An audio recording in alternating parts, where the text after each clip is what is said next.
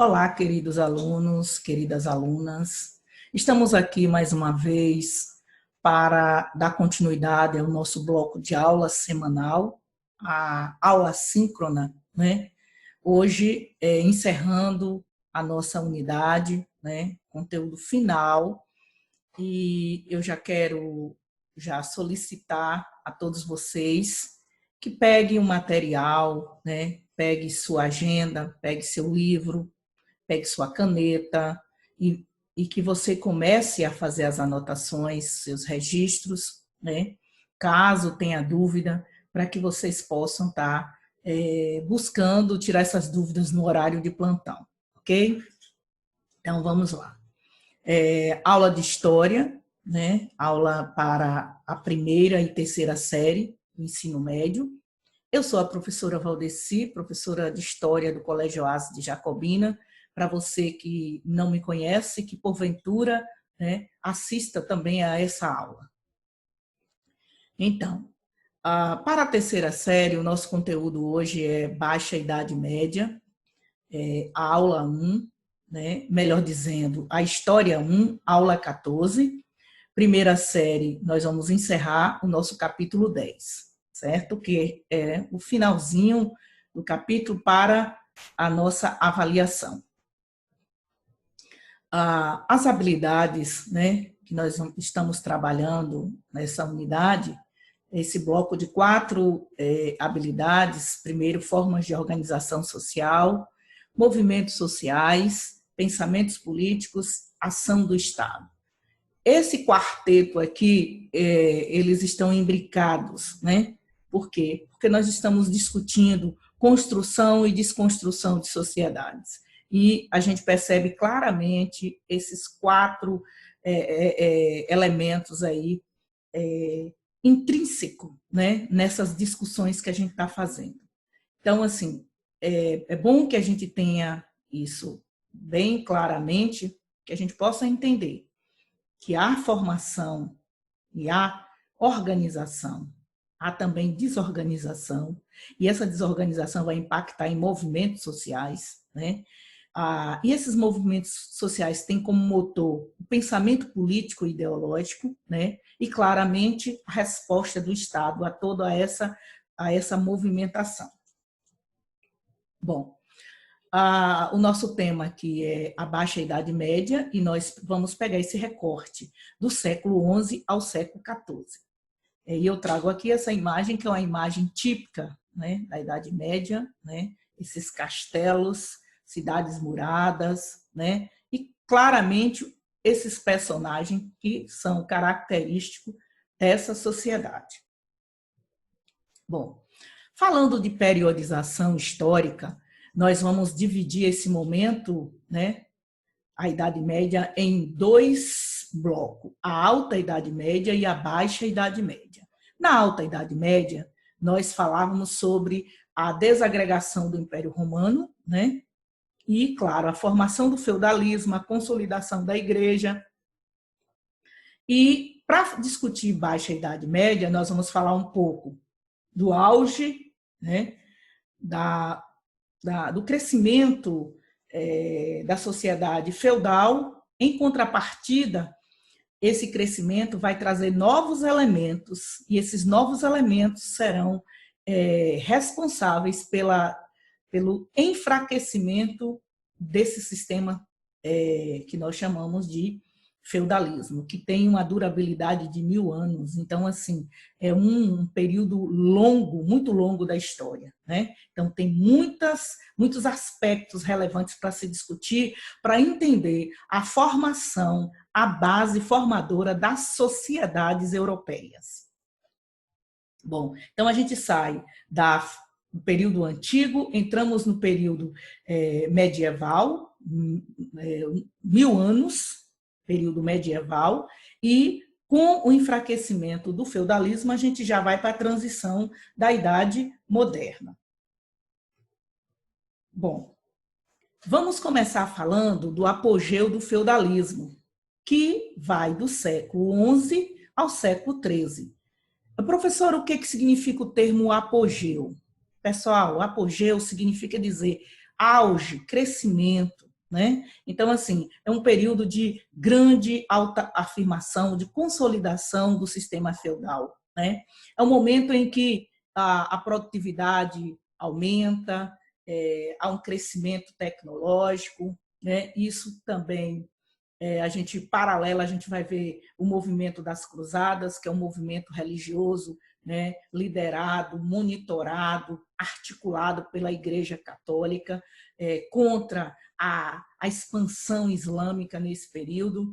Não, e essas andanças, né, essas viagens, essas peregrinações, elas vão abrir rotas comerciais, eles vão ter acesso a informações, a novas tecnologias, e vai haver um crescimento, né, na produtividade com a inserção dessa nova tecnologia, que vai resultar no renascimento comercial, no crescimento populacional, que a gente vai chamar também de renascimento urbano, né? E a gente usa o termo renascimento porque durante esse período do feudalismo, desse período de ruralização, as cidades elas ficaram praticamente desabitadas, porque não houve condições psicológicas, né, e militares de assegurar a paz e a tranquilidade nas cidades. Então, os feudos, as fazendas transformaram-se em feudos. Então, assim, houve uma evasão, né, da população urbana para o campo, que a gente chama de ruralização ou êxodo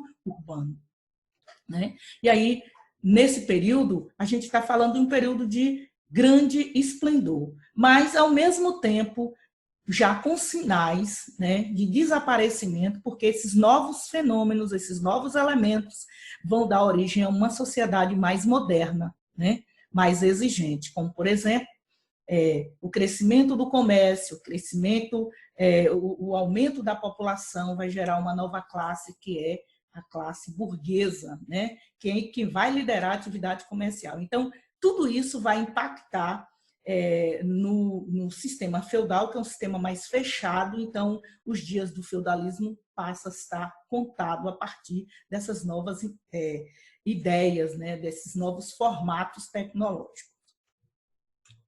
Bom, eu trouxe aqui alguns destaques, né, para a gente estar discutindo aqui. Então, para esse período, primeiro, qual o destaque que é mais relevante aqui nesse momento? Diminuíram as guerras feudais. Se diminui as guerras feudais, diminui o foco de invasões. Isso dá uma certa trégua, uma certa calma. E essa calmaria, você tem o tempo para investir em outras áreas, né? É por isso que a gente vai falar de um crescimento, porque cessam-se as guerras feudais.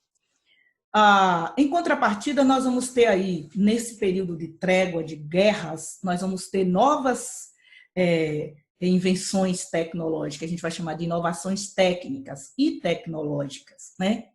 Porque vai surgir aí o moinho de vento, de água, a rotação trienal dos campos, né? O arroteamento de terras, que são drenagens de pântanos, derrubadas de florestas para novas áreas agrícolas, né? Ampliando aí com isso o sistema de produção, novos incrementos de metalurgia, né? Vai surgir graças, como eu disse para vocês, às cruzadas, os contatos com outras realidades, né? E também porque os cruzadistas eles precisavam usar muitas armas. Então o ferro passa a ser a base, né, de produção aí. E esse ferro também ele é agregado à produção do campo.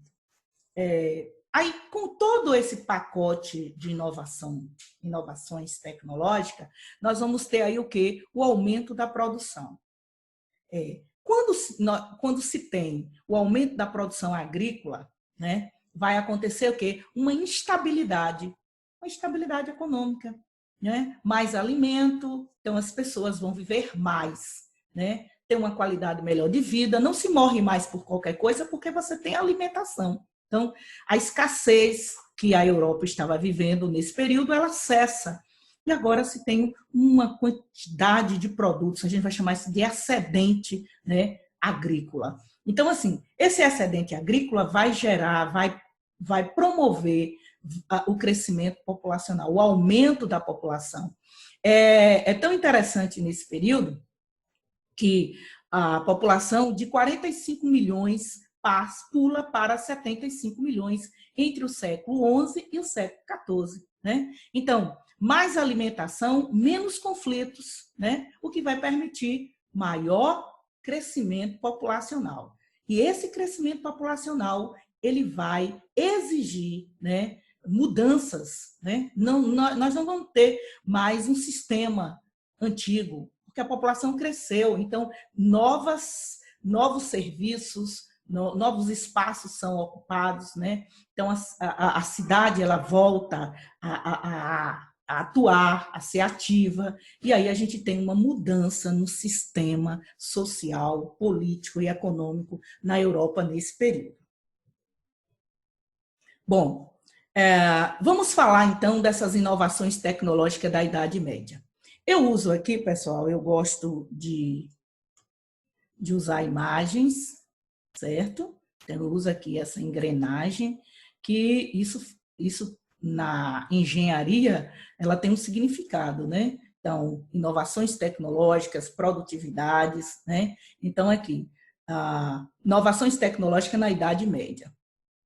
Uso também essa imagem aqui, né? Esse símbolo aqui significa crescimento econômico, né? Então, novas tecnologias vai resultar em crescimento econômico nesse período, tá bom? Então, nós temos aqui algumas inovações técnicas adotadas na atividade agrícola, como eu já havia dito lá anteriormente, vai contribuir para uma série, né, de transformações que vão ocorrer na Europa. E essas transformações, elas vão modificar esse sistema antigo, que eu vou chamar de antigo porque a gente já tem um novo sistema, que é essa transição já para a idade moderna. Então, eu elenquei aqui alguns aspectos tecnológicos, algumas dessas inovações para vocês entenderem melhor. E, claro, no livro de vocês também tem essas informações. Eu só fiz dar uma ilustrada a mais. Bom, então aqui, o uso do arado de ferro, lembra que eu falei do ferro? O ferro como uma matéria-prima que foi bastante utilizada nas guerras das cruzadas, nesse período, que vai ser agregado para a produtividade no campo. Então, aí nós vamos ter algumas substituições de algumas ferramentas que antes eram feitas de madeira, agora passa a ser feito de ferro. Então, o ferro tem uma durabilidade bem maior do que a madeira, né? Então, é incomparável. Então, vamos ver aqui essa imagem. Essa imagem é uma imagem típica, né, do período feudal. Então, nós temos aqui um arado feito de madeira sendo puxado por bois, com força no pescoço. Né? Então, isso também já é um diferencial que vai impactar negativamente na produtividade. Então, eles usam o quê? A partir desse momento, um arado de ferro, né? E vão substituir também a força do boi pela força do cavalo, do peitoral do cavalo. Então, isso vai também gerar um resultado mais positivo na produtividade. Então, a introdução do sistema de cultura em 3 campos, a rotação trienal. Antes, eles usavam 2, plantava no campo A e deixava o campo B livre. E ficavam alternando, A, B, A, B. Plantava um, descansava o outro. Depois, eles introduzem um sistema de 3 campos. Né? Então, eles alternam, eles ampliam a qualidade do grão, né? Tipo cevada e trigo, e vão fazendo essas alternâncias aqui. E eu coloquei uma imagem aqui que vocês possam ver. Então, aqui eu tenho agora já um arado, né? Já trabalhado por cavalo, né? E a força do peitoral do cavalo, nada comparado com a força puxada pelo pescoço de um boi. Né? Então, cientificamente, eles dizem que a produtividade melhorou muito quando eles fizeram essa substituição. Aí surge também o estribo, surge aí alguns elementos que eles colocam no cavalo que vai dar mais segurança para que eles possam estar fazendo esse trabalho. Então, eu tenho aqui esse sistema de campo aqui. Eu tenho o campo 1, e tem o campo 2 e o campo 3, né? Olha como é que é feito esse trabalho aqui. Então, nós temos aqui, por exemplo, ó, campo 1, né? Primeiro ano, planta cevada. Campo 2, fica descansando. E no campo 3, planta o trigo. No campo 2, que estava descansando anteriormente, vai ser plantado o trigo, ou cevada, e no campo 1 vai ser plantado o trigo, né? E o terceiro vai ficar no descanso. O terceiro depois, né? O 1 vai para o descanso, o segundo planta e o terceiro também planta, no terceiro ano. Tá vendo? Então, nós temos aqui uma alternância de rotação. Esse sistema utilizado aqui agora não cansa a terra, não extrai as substâncias, né, os nutrientes da terra. Então, historicamente, isso vai favorecer ao crescimento econômico, né, na agricultura nesse período. E é isso que vai favorecer também a geração de excedentes na produção. Bom, o novo modo de atrelar o cavalo usado para puxar o arado, né, a gente vai perceber aí, o cavalo antes ele era atrelado pelo pescoço, o que limitava bastante seu rendimento e o sufocava. A partir do século X, o cavalo passou a ser atrelado pelo peito, o que aumentou ou aumentava seu rendimento e resistência no trabalho. Mas não era só o cavalo que eles usavam também o boi, tanto o cavalo como o boi preso pelo pescoço, né? Então, com o peito, como é que diz? Aqueles elementos que prendiam o pescoço, diminuía a força do animal. Agora eles usam o chamado peitoral, que vai favorecer, né, essa imagem que eu coloco de novo para mostrar a diferença aqui, né? Então, eles passam a usar mais o cavalo do que o boi, né? Então, um arado de ferro e não mais puxado pelo pescoço, mas pelo peitoral, onde o cavalo tem mais liberdade de movimentação.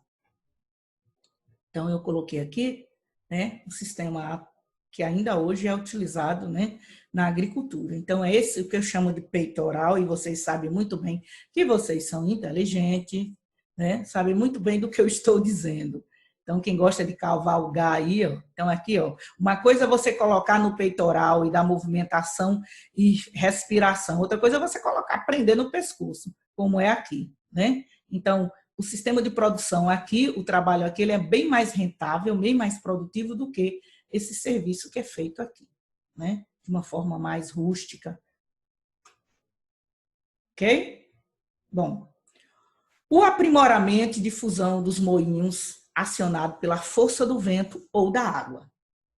Tais moinhos contribuíram para aumentar a velocidade e a qualidade da moagem de grãos. Então, eu tenho aqui, por exemplo, esse moinho que é super inovador para a época, que ele é movido a água, né? Então, a qualidade da moagem de grãos é superior àquela feita artesanalmente pelos servos, e tenho também esse outro modelo aqui, que é usado pela força do vento. Então, nós temos uma energia aí, né?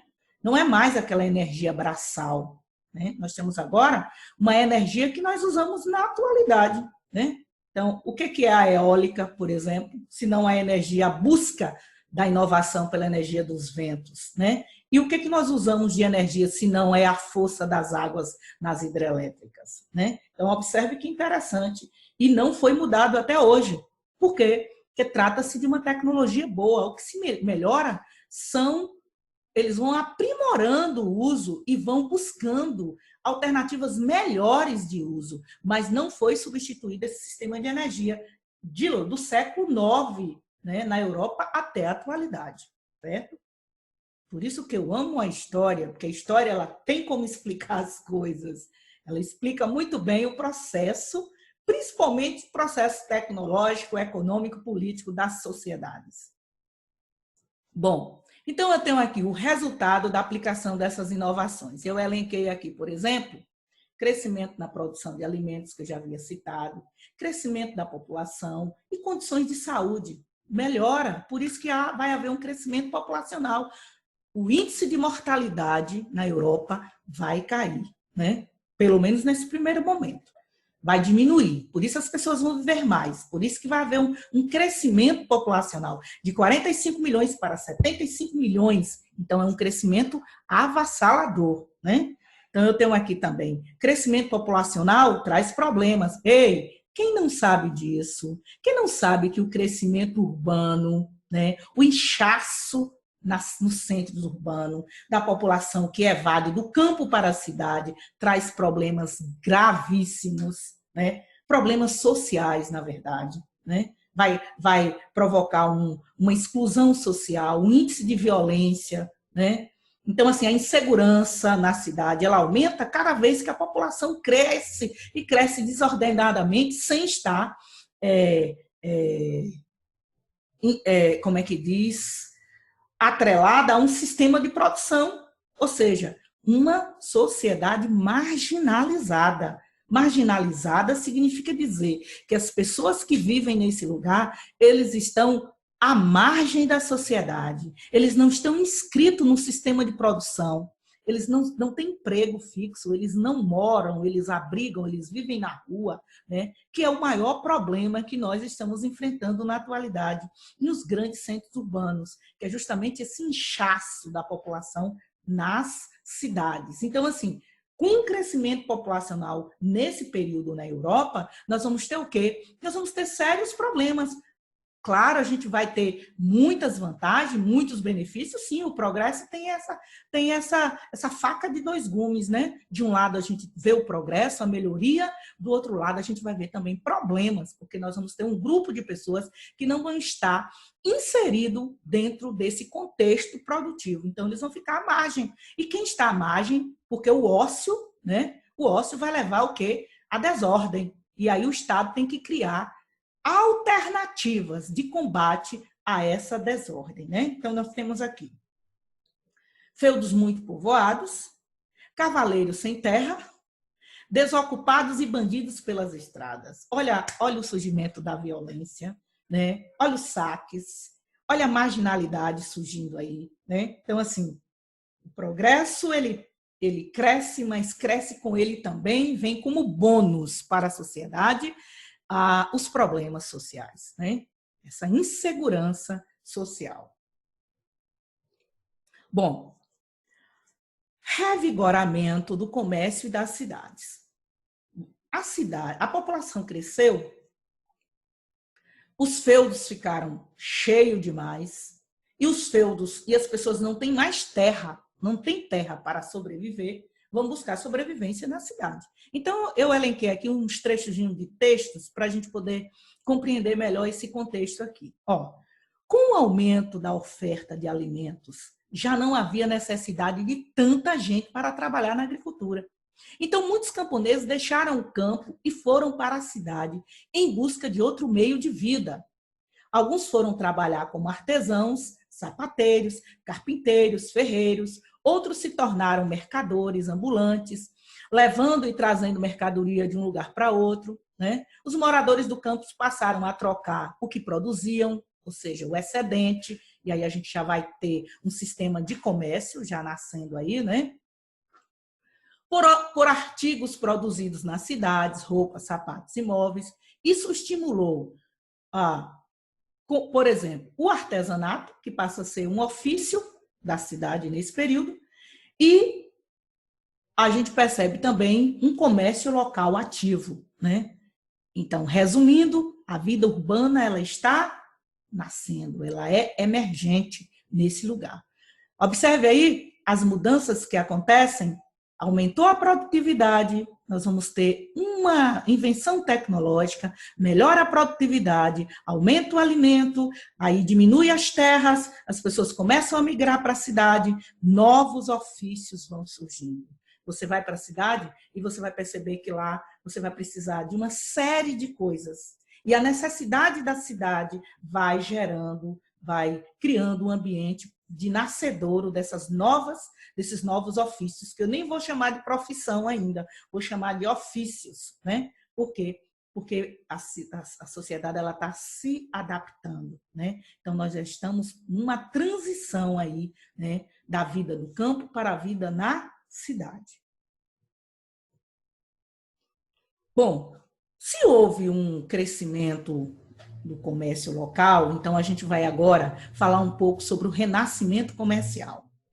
O que significa o termo renascimento? Renascimento significa dizer uma retomada, né, pessoal?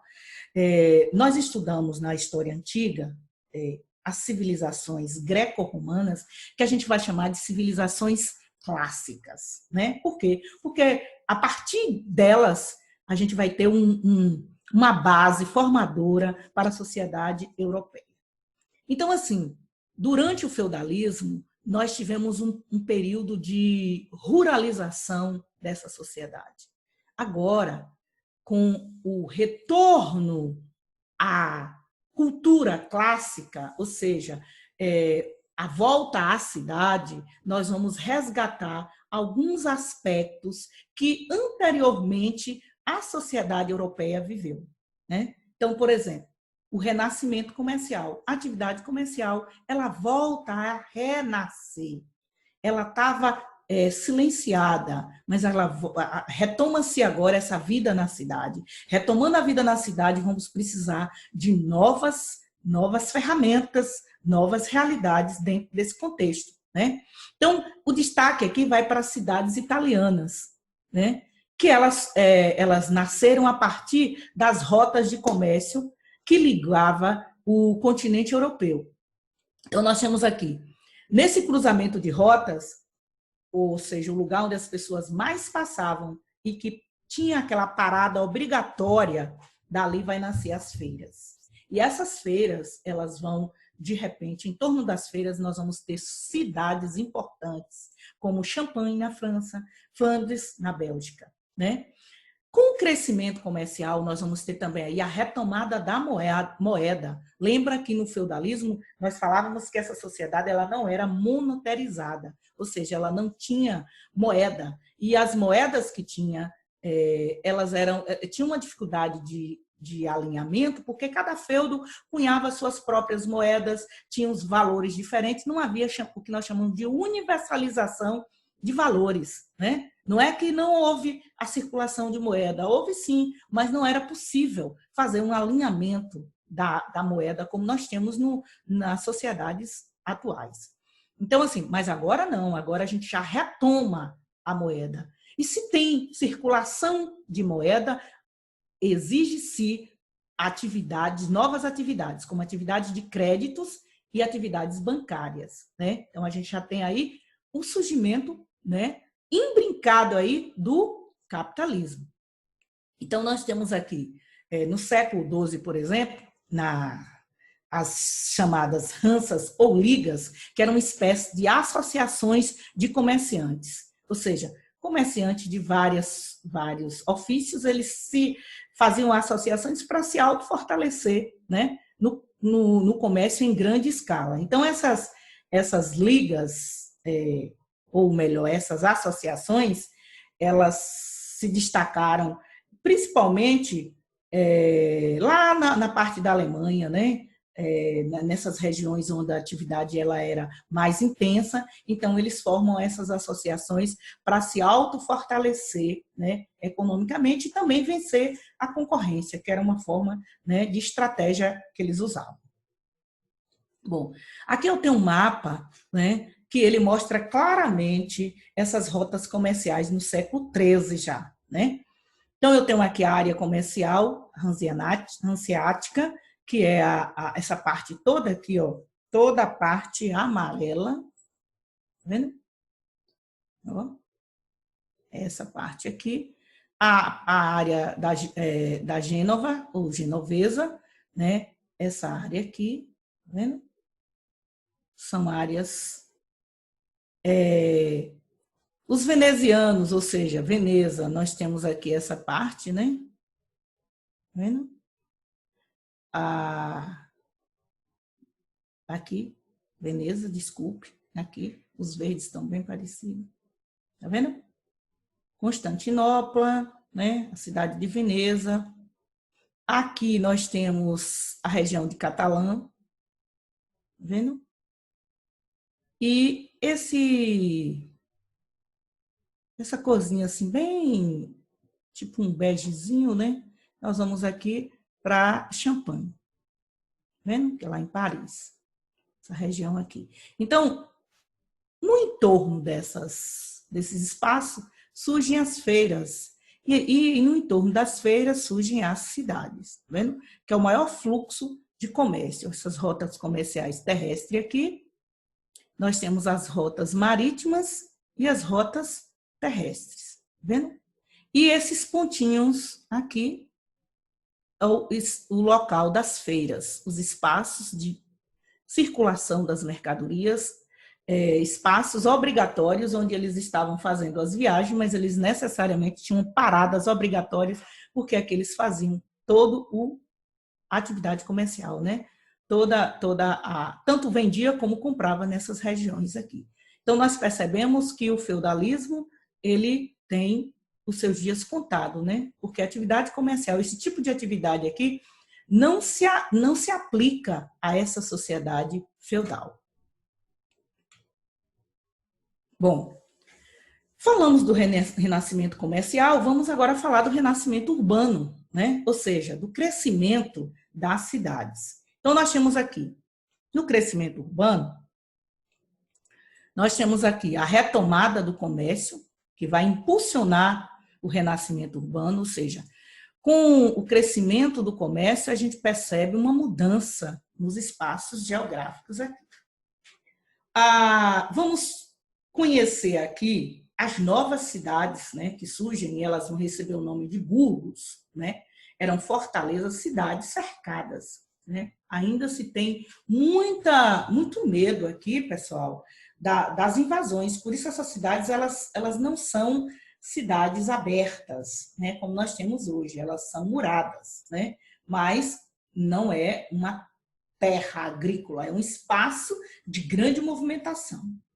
Aqui nós temos uma nova classe, né? Tá vendo? Que nasce, que são os burgueses. Os burgueses são os moradores dos burgos, né? E esse nome burguês, né? Ele vai crescendo porque ele se aplica àquela classe que abraçou a atividade econômica, tipo artesão, comerciantes, e que hoje são classes, ou melhor, são grupos de pessoas, grandes empresários, né, que a gente chama de burguesia ao longo do tempo. Então, a palavra burguesia, ela nasce nesse contexto aqui, dessas cidades, dessas fortalezas que receberam o nome de burgos. Não eram os feudos, eram cidades cercadas. Bom, esses burgueses, né, aí a gente vai ter aqui também um movimento comunal, no século XI ao século XIII. O que foi o movimento comunal? Libertação das cidades da autoridade dos senhores feudais. Houve aqui um embate político e militar. Por quê? Porque nós sabemos que essa burguesia é uma classe nova. E a sociedade feudal, ela era uma sociedade estamental hierarquizada. Não aparece na pirâmide social a burguesia, né? Aparece alguns artesãos, mas não aparece burguesia. Então, a burguesia é uma classe nova. E essa classe nova, ela vai bater de frente com a antiga e mais poderosa classe, uma das mais poderosas, que eram os senhores feudais. Os senhores feudais, eles resistiam, né, a aceitar essa nova organização. Então, houve um embate muito forte, né, dessa nova classe aqui para poder ganhar autonomia dentro dessa sociedade. Então, nós temos aqui as chamadas cartas de franquia, que foi a forma que os burgueses encontraram de se libertar desse espaço aqui. Então, eles compravam uma carta de franquia, que era uma espécie de autonomia, para que eles pudessem ser, né, donos desses espaços aqui, dessas cidades. Por quê? Porque a terra, nesse período aqui, pertencia a quem? Aos nobres, nunca os artesãos, nunca os camponeses. Então, se você quer terra para você formar sua aldeia e posteriormente sua cidade, você vai ter que comprar terra. Então, surge então essa lei aqui, que vai obrigar os burgueses, se vocês querem ter cidade, querem ter os espaços de vocês, vão ter que comprar. Então, eles passaram a comprar essas terras, mediante a chamada carta de franquia, e essa carta de franquia dava a eles a autonomia para que eles pudessem trabalhar e viver, né, dentro dessas cidades. Bom, essa carta de franquia ela se dava por duas formas. Ou por guerra, né, porque os burgueses tinham dinheiro, já tinham dinheiro e financiavam essa guerra, né, contra os nobres, ou por indenizações, ou seja, eu pago pelo uso da terra. Quanto custa a sua terra? Então eu vou lhe pagar para que eu possa ter acesso a esses espaços e daí nascer a cidade.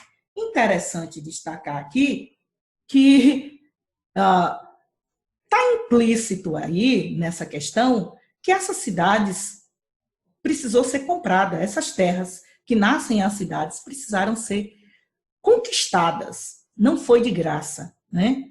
Não foi de graça. E isso é um dado importante para que a gente possa refletir acerca disso. Bom,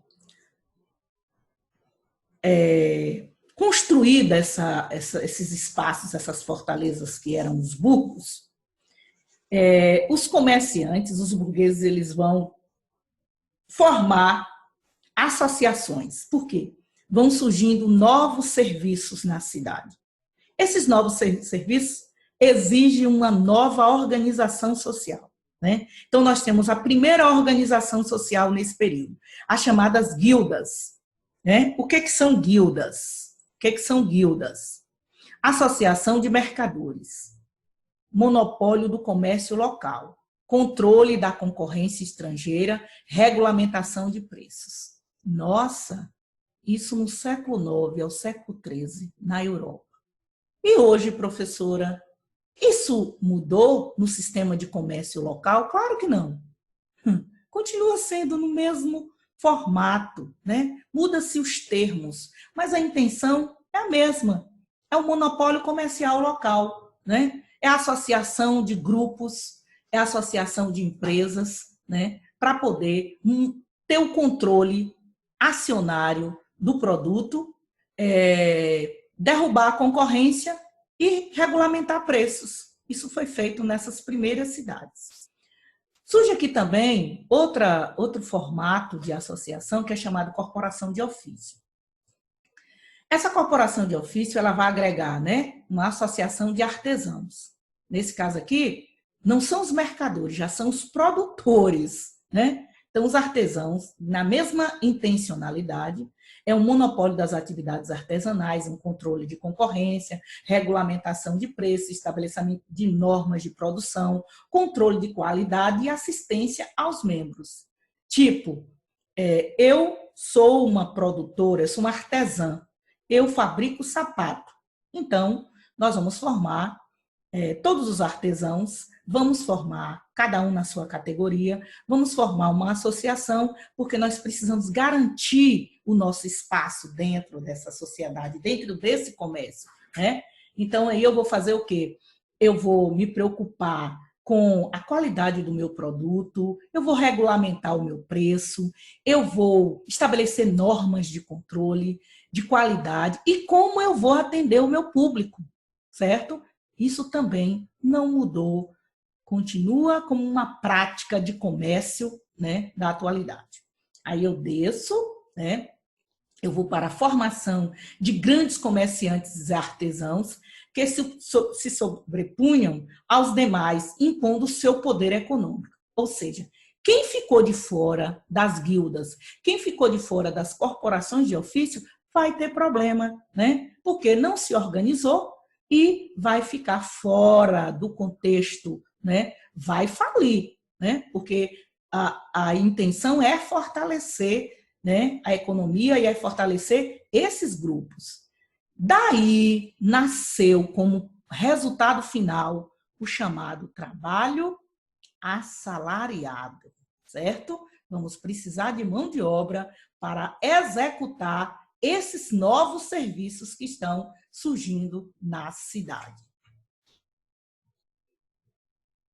Bom, outro aspecto também inovador, né, nesse período são as cruzadas, né? Então, nós temos o renascimento comercial, o renascimento urbano, agora nós vamos falar das cruzadas. O que foram as cruzadas, né?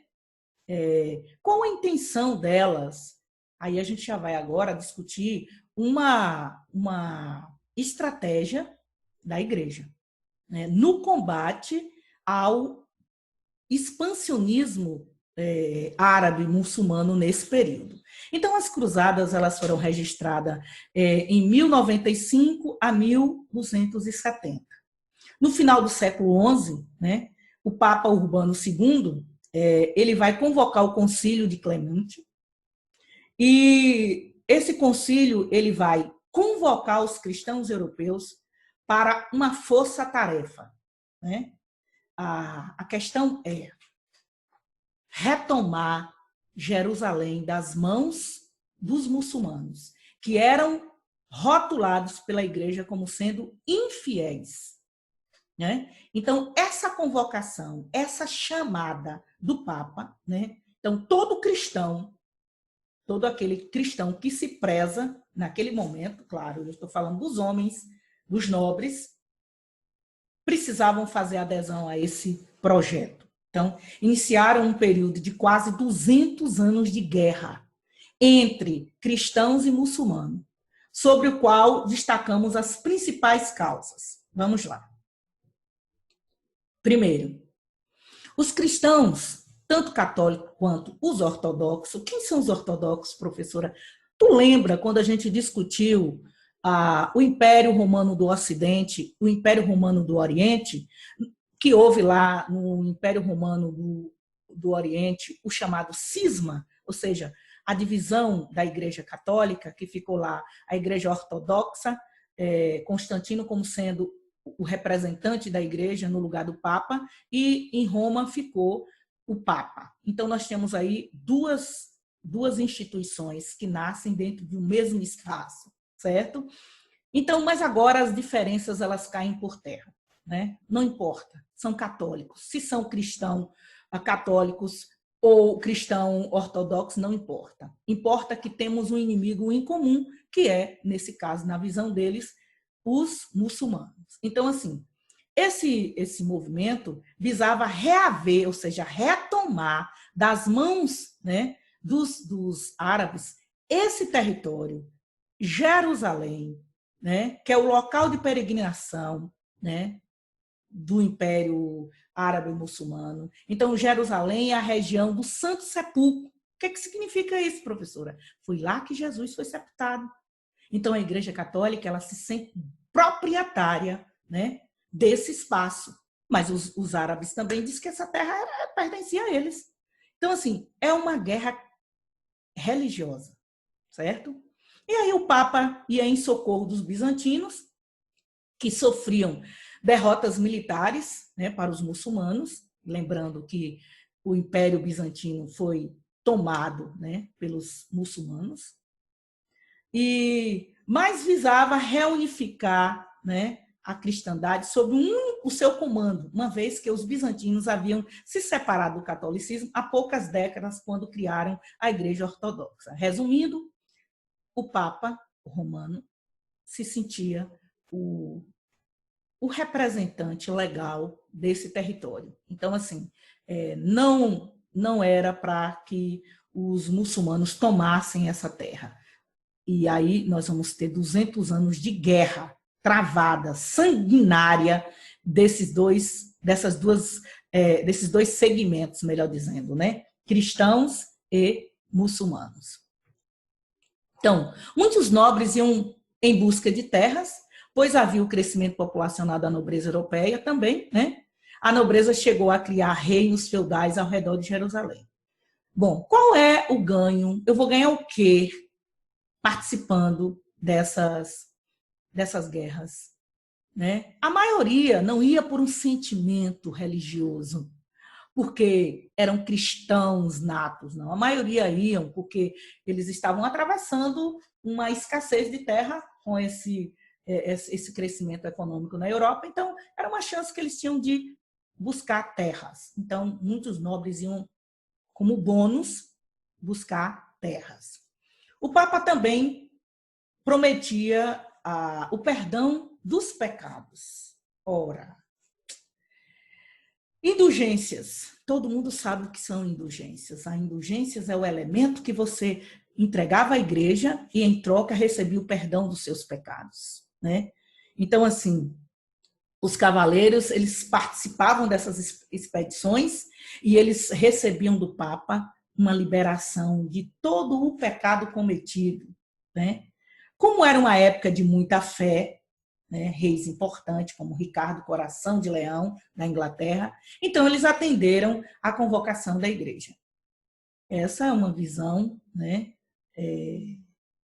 específica daquele período, pessoal, né? Hoje, o cristão, ele não pensa dessa forma, né? Eu não preciso pagar ao meu líder religioso para que ele perdoe os meus pecados, porque ele não tem poder de perdoar pecado de ninguém. Só Deus tem poder de perdoar pecado. Mas nesse momento aí, a fé era tão forte que eles acreditavam que, participando desses eventos, eles se libertavam, né, dos grilhões do pecado, né, que teria cometido até então. Bom, quais foram as consequências das cruzadas? Ao fim de 8 grandes expedições, né, incrementadas por expedições menores, intermediárias, isso vocês vão ver, não é interessante eu tratar aqui especificamente de cada uma delas, você pode fazer uma pesquisa, no total são 8, incluindo expedições de criança. Os católicos conseguiram vencer apenas a primeira cruzada. A Terra Santa ficaria sob o poder dos muçulmanos. Então, foi um trabalho, né, muito grande, muitas vidas se perderam, mas eles não conquistaram, não bateram a sua meta, né? Porém, em meio ao insucesso militar cristão, novas rotas comerciais se abriram. Pronto. O ponto forte das cruzadas foram as rotas comerciais, né, que vai favorecer o crescimento europeu nesse período. Então, os caminhos usados pelos cavaleiros cruzados agora eram também usados para se trazer especiarias do Oriente. As cidades italianas desenvolviam seu comércio mediterrâneo e impulsionavam o renascimento comercial e urbano. Eu vou chamar atenção aqui para um detalhe. Os caminhos usados pelos cavaleiros cruzados agora eram também usados para se trazer especiarias do Oriente. E isso aqui vai, ao mesmo tempo que nós vamos assistir um crescimento econômico dentro da Europa, nós vamos também ter uma porta aberta para uma pandemia que vai acontecer nesse período, a chamada peste negra, e que esse vírus vem do Oriente, e vocês não imaginam, vem de onde? Da China. E a gente vai discutir isso no início da terceira unidade. Eu tenho um trabalho específico para falar da peste negra, para fazer um link com essa pandemia que nós estamos vivendo hoje, né?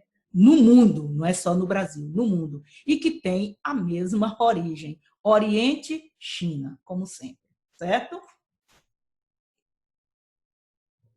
Bom, eu selecionei uma coisa aqui interessante que eu acho que vai ajudar na compreensão de vocês.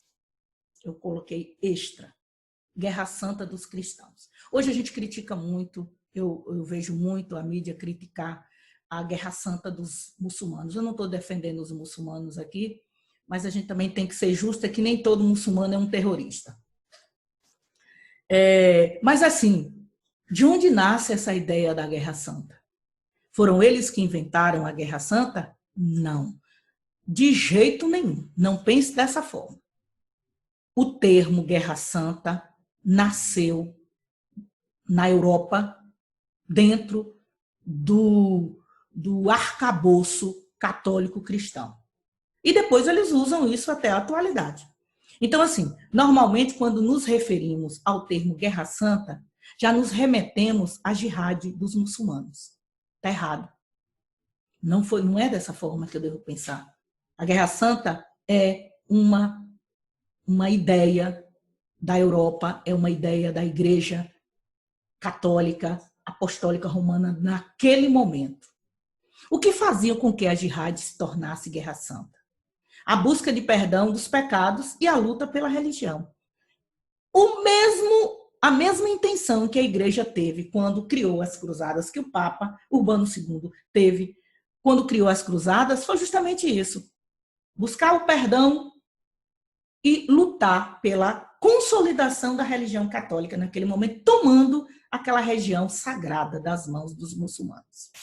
Nesse sentido, o que difere a jihad das cruzadas? Praticamente nada.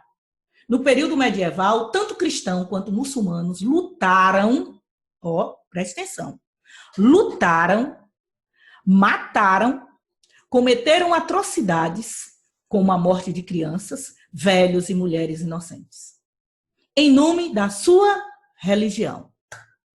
A Guerra Santa, então, não é um conceito restrito apenas ao Islã.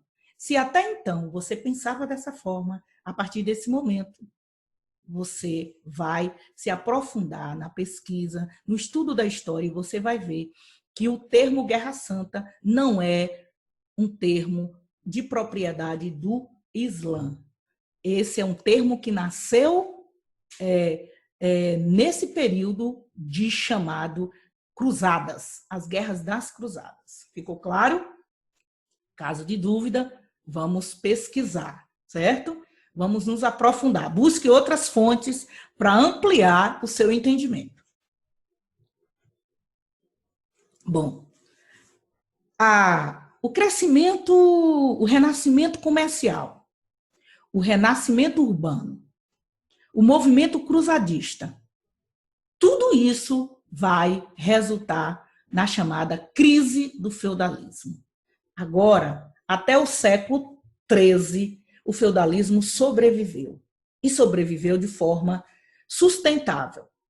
Agora, pessoal, nós estamos entrando no século XIV para o século XV. Esse século vai ser o século de desagregação do feudalismo. Então, nós vamos ver N problemas que vão impactar na crise do sistema feudal nesse período. Então, eu tenho aqui.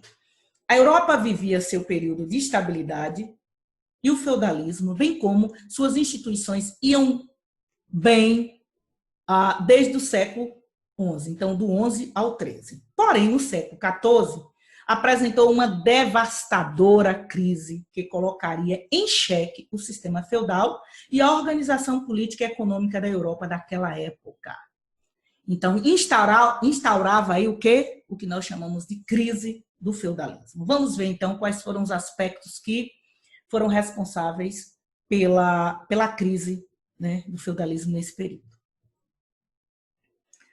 Decadência do feudalismo e o desenvolvimento do capitalismo. Ou seja, quando a gente fala em comércio, em cidade, circulação de moeda, serviços bancários, tributários, estou falando de um novo sistema econômico, que é o sistema capitalista, que eu vou falar de mão de obra assalariada, né? Então, eu estou falando de um novo sistema econômico, que é o capitalismo. Então, durante o século XIV, uma grave crise econômica e social atingiu a vida do homem medieval. Este processo de crise culminará definitivamente com a desagregação da sociedade feudal, marcando a fase de transição, né, da Idade Média para a Idade Moderna, certo? Então, os fatores que desencadearam a grande crise do século XIV foram vários. A gente não vai falar aqui de todos eles, porque a gente não vai dar conta, né? Mas os historiadores, eles selecionam uma trilogia, como eles chamam, né? A fome, a peste e as guerras. Então, eu vou fazer uma menção aqui, de uma forma rápida, desses 3 aspectos para vocês entenderem, né, a cartada final do feudalismo. Vamos pegar a crise agrícola, né? Fome. Houve uma crise, houve uma seca ecológica. Isso a gente chama de crise ecológica, né? Isso vai afetar a agricultura e nós vamos ter uma série de fome. E nesse processo de fome, nós vamos viver também uma pandemia, né, que matou, alguns historiadores dizem 1/3 da população da Europa, outros dizem mais ou menos 1/4 da população da Europa nesse período, que foi a chamada peste negra ou peste bubônica, e nós vamos conhecer alguns aspectos dessa peste. Houve também nesse período revoltas camponesas, né? E, claro, a maior das guerras da história, que é a chamada Guerra dos 100 Anos, que envolveu a Inglaterra e a França, e que desgastou muito a Europa nesse período. E, claro, o feudalismo, né? Que era o sistema vigente. Vamos começar falando da peste negra. Com o aumento da população, que a gente chama de aumento demográfico, nós vimos que vários problemas urbanos surgem. A cidade ela foi crescendo, e ela não cresceu dentro de uma organização sistematizada, né? Dentro de uma visão urbanística. As cidades elas cresciam aleatoriamente e não havia a preocupação, né, dos governos naquele momento de uma infraestrutura urbana adequada. Então, assim, faltava saneamento básico, esgoto correndo nas ruas, lixo, né? Então, essa sujeira toda, essa falta de higiene, né, com que o povo viveu nas cidades, foi bem propício ao surgimento de doenças, né, de bactérias. E aí a gente já tem essa fragilidade da fome, que a gente vai ver lá adiante, e esse percurso comercial, lembra que eu sinalizei lá anteriormente que as cruzadas não garantiu o efetivo objetivo para a igreja, que foi a retomada de Jerusalém, mas abriu as portas para um grande empreendimento comercial, né? Foi a movimentação da entrada das mercadorias vinda do Oriente. E nessas embarcações, nesses transportes de mercadoria, veio, né, uma doença, né, a peste bubônica, né, que veio do Oriente. Isso lá por volta de 1330, né, vindo dessas rotas. Essa peste bubônica, ela dizimou quase 1/4 da população europeia. Mais ou menos 20 milhões de pessoas nesse período morreram, entre campo e cidade. Eu quero fazer um trabalho com vocês, eu já disse, eu vou repetir, na próxima unidade, eu vou retomar a peste negra para a gente poder fazer um trabalho com a Covid-19, para a gente perceber que a história ela é cíclica, né? E que os episódios eles acontecem, eles vão e vêm, e é um ciclo. E a gente vai fazer uma comparação, né? Quais os prejuízos? Porque nós temos um número muito grande de pessoas que já morreram no Brasil e no mundo. Então, essa também é uma crise pandêmica de alta escala, né? Oxalá que não seja parecido com a peste bubônica, mas que gera medo, que gera incertezas econômicas, políticas, sociais, e que a gente precisa repensar seriamente, né, nos impactos que tudo isso vai trazer para as nossas vidas. Quais os sintomas dessa doença? Então, eu coloquei aqui, pessoal, ó, esse animalzinho aqui, que aparentemente ele é um roedor terrível.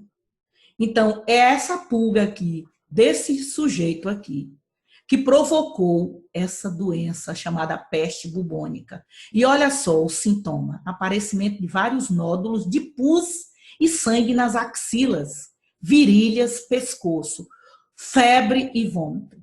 Esses eram os sintomas dessa doença. A bactéria, né, Yersinia pestis, provocada pela pulga, ela transmitia a bactéria e era encontrada em roedores, casos ratos, né? Isso aumentou principalmente por conta da precária higiene que as cidades viveu naquele período, ou seja, as pessoas não viviam em um espaço, né, de proliferação de roedores. Onde tem sujeira, onde tem lixo, onde tem restos de comida, tem rato. Então, é um espaço bem propício, né, para a contaminação das pessoas nesse período. Aqui nós temos, né, essa imagem aqui, que vocês conhecem muito bem. Hoje a gente usa máscara, né? O pessoal da saúde, eles vestem uma roupa parecendo um astronauta, né? A diferença é que é toda branca. E a máscara não tem esse bico de um pássaro, né? Mas aqui é o exemplo típico das pessoas da área de saúde, dos religiosos que cuidavam, que estavam na linha de frente do combate dessa doença. Então, para que eles não fossem contagiados pelo vírus da doença, então eles se vestiam dessa forma. Então, em síntese, no período, a Europa tinha muitos esgotos a céu aberto, lixos mal acomodados e ainda sofria da crise agrícola, se tornando alvo fácil para a pandemia que veio do Oriente, possivelmente junto com as especiarias que chegavam da China. Então, esse aspecto aqui que nós vamos explorar mais na próxima unidade. Então, a peste negra causou, além das mortes, uma época de grande fervor religioso e de perseguição a grupos religiosos minoritários, como os judeus. O que isso significa? Significa dizer que a igreja, né, enquanto a ciência dizia que essa doença ela era provocada por essa bactéria que vinha da pulga, do rato, a igreja tinha um outro diagnóstico. A igreja dizia que tudo isso era provocado pela desobediência, pelo escárnio, pela injúria, pela corrupção, pela onda de vandalismo, de prostituição que a Europa vivia nesse período. Então, os judeus foram alvos de ataque nesse período. Então, os judeus eles sempre sofrem rótulos e sempre são culpados por alguma coisa na história, né? É um povo sofredor, é um povo que viveu a maior parte da sua vida sendo perseguidos, né? Atribuindo a eles uma culpa, né, que talvez eles não tivessem, certo? Então, a gente vai voltar a discutir sobre esse tema na unidade seguinte.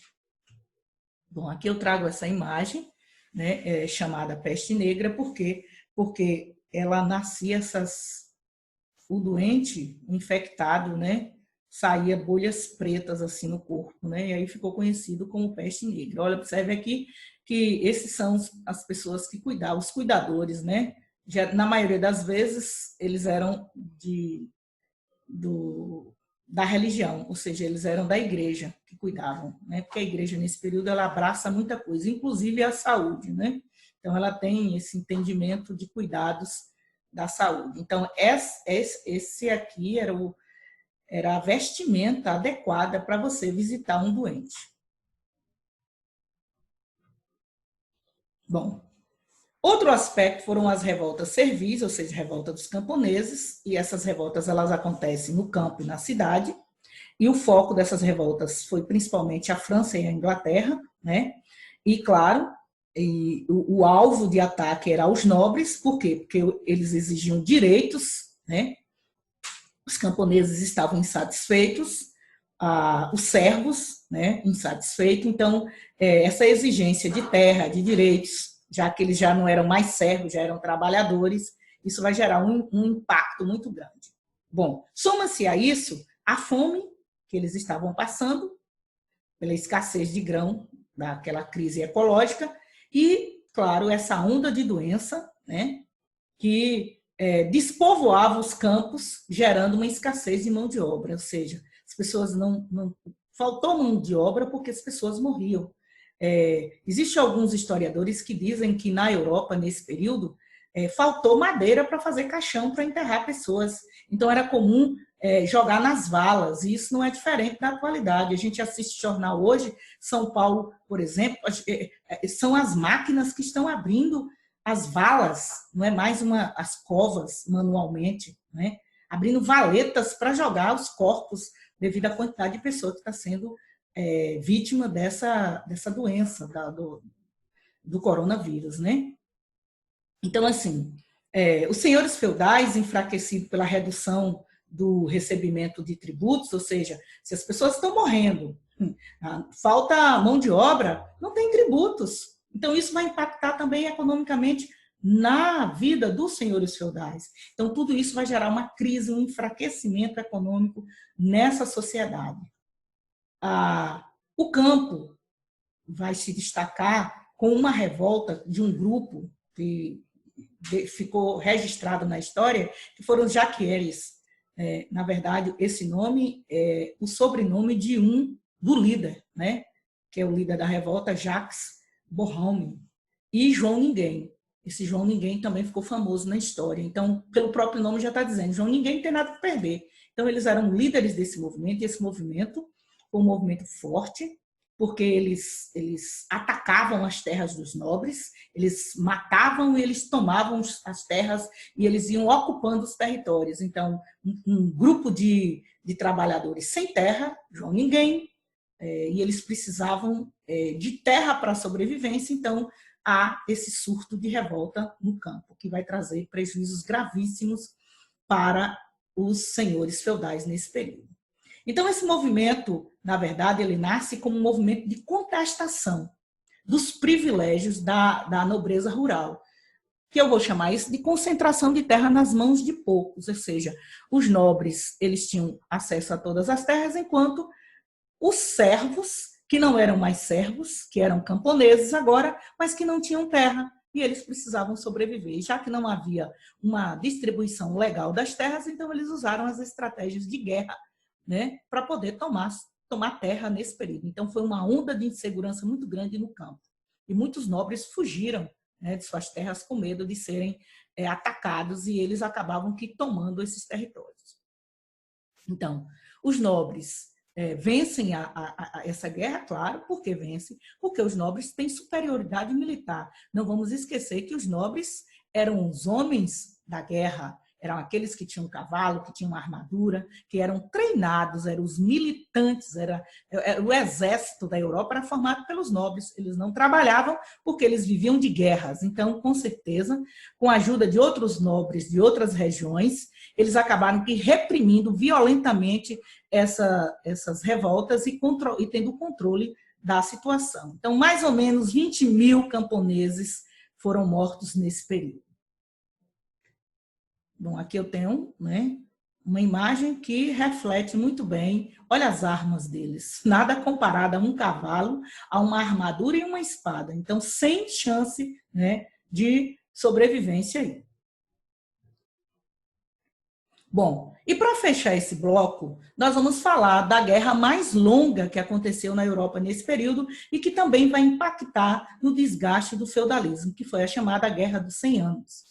Essa guerra ela envolveu a França e a Inglaterra, o período entre 1337 a 1453, e os conflitos eles tiveram várias razões, mas as principais delas foram razões políticas e razões econômicas.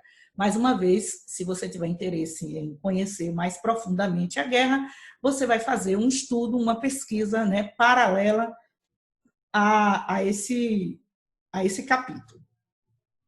Então, eu tenho aqui a causa política. Foi a disputa pelo trono francês, né, Eduardo III, rei da Inglaterra. Ele era neto de Filipe o Belo e reivindicava o direito à coroa francesa. Por isso, em 1337, ele iniciou a invasão do território francês. Bom, o que isso significa? Significa dizer que Eduardo III, ele era herdeiro do trono, ele era neto de Filipe o Belo, mas ele era neto pela parte materna dele, né? Ou seja, a mãe dele era filha de Filipe o Belo. Só que, olha que sacanagem, os franceses fizeram uma lei dizendo que quem tinha direito ao trono seriam os herdeiros por parte de pai e não por parte de mãe. Mais uma vez o preconceito feminino aí, a mulher sem nenhuma importância. E aí eles vão buscar um herdeiro que não é um parente tão próximo como Eduardo III. Era um primo longínquo. Por quê? Mas porque era da linhagem paterna e não da linhagem materna. Então isso vai gerar um conflito muito grande que vai durar 100 anos. É claro que tem algumas tréguas, mas vai durar 100 anos que muitos daqueles que começaram a guerra não terminaram a guerra. Foram seus descendentes que terminaram, devido ao tempo longínquo de percurso dessa guerra. Bom, do ponto de vista econômico, o motivo foi a disputa entre franceses e ingleses pela hegemonia de Flandres, ou seja, rica produtora de tecido de lã. Então, a matéria-prima usada em Flandres vinha da Inglaterra, mas a França pretendia conquistar o monopólio comercial dos tecidos daquela época. Então, a gente não pode esquecer que, historicamente, França e Inglaterra elas sempre tiveram suas divergências políticas e econômicas. A Inglaterra sempre ficou à frente, né, no processo de industrialização, nas guerras navais, e a França, apesar de ser um reino importante e de grande influência nesse período, ela precisava avançar muito para se aproximar do crescimento inglês. Então, isso eles não admitiam. Então, eles estavam sempre em conflito, né? E um dos episódios mais conhecidos foi o bloqueio continental, liderado por Napoleão, né, na Europa nesse período não, bem mais tarde, para enfraquecer economicamente a Inglaterra. Então, eles sempre estavam em conflitos. Em tempos de... Quando era interessante, eles faziam aliança, né, contra um inimigo maior. Quando não era interessante, eles estavam sempre brigando entre si. Ora, pela herança do trono, pela ocupação do trono, porque eles tinham familiares próximos, ora, por uma questão econômica. Então, nos primeiros anos da guerra, os ingleses, né, mais bem organizados e com excelente infantaria, obtiveram vitórias espetaculares. Apenas em 1429, um fato mudaria o curso da guerra em favor dos franceses.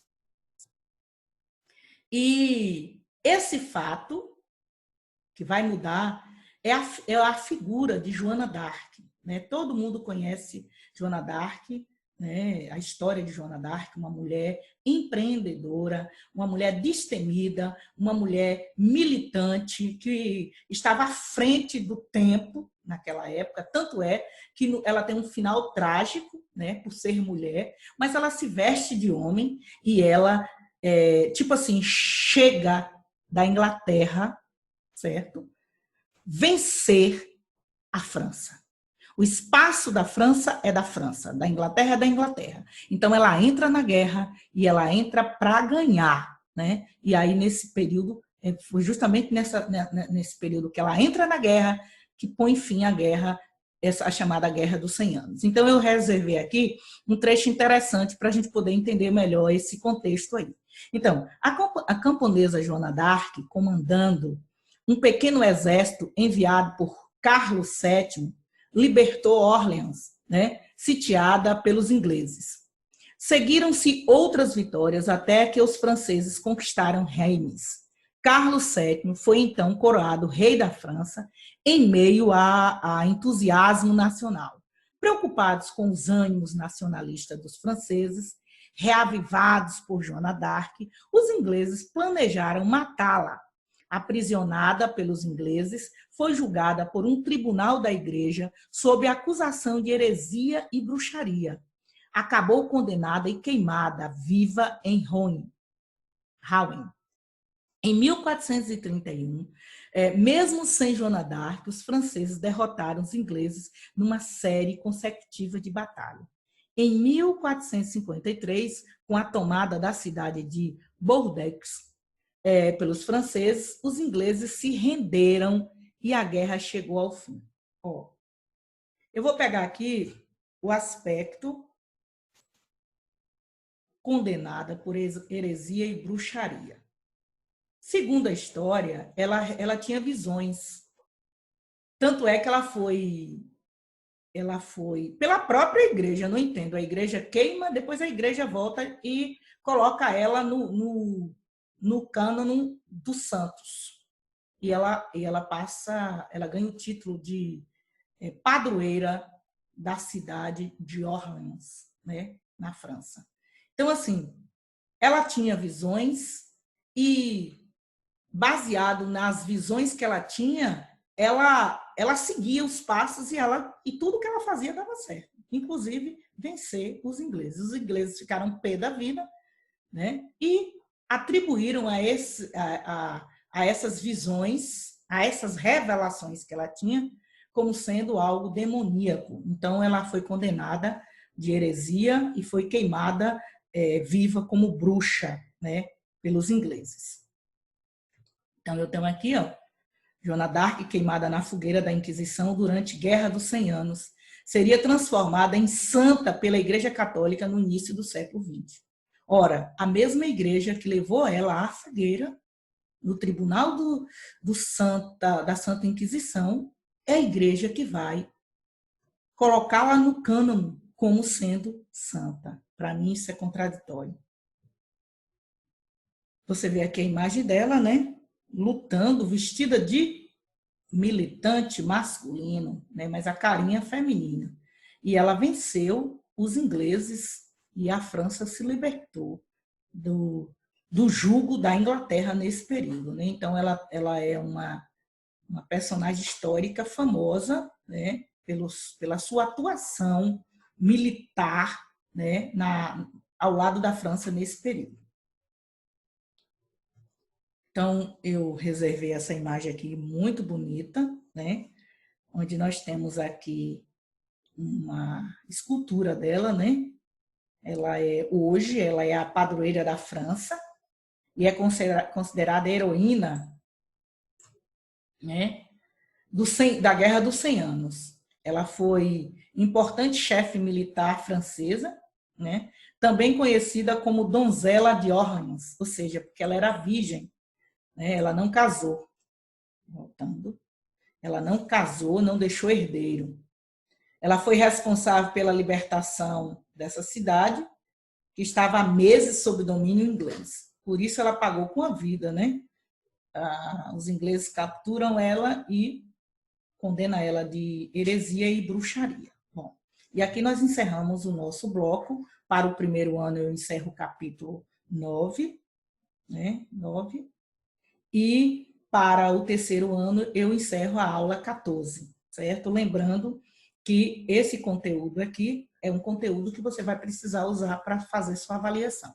Então, anote suas dúvidas e eu estarei de plantão na quarta-feira, né, para fazer o atendimento necessário a vocês. Quero agradecer, desejar um bom rendimento, né, de avaliação e um bom final de unidade e um cheiro para todos, um cheiro em todos os meus queridos alunos, dizer que amo vocês e tenho saudade da carinha de vocês, tá bom? Beijo, até a próxima aula.